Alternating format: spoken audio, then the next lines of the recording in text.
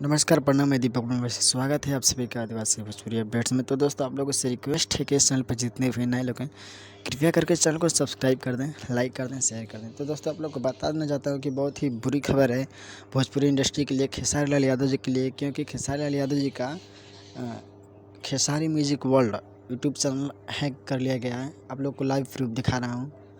मैं भी देखिए सर्च मार रहा हूँ खेसारी म्यूजिक वर्ल्ड,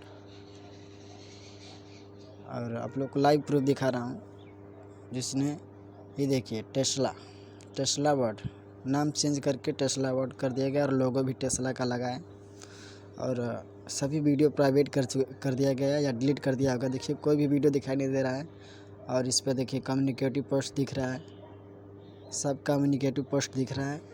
अब अवार्ड में कुछ भी नहीं।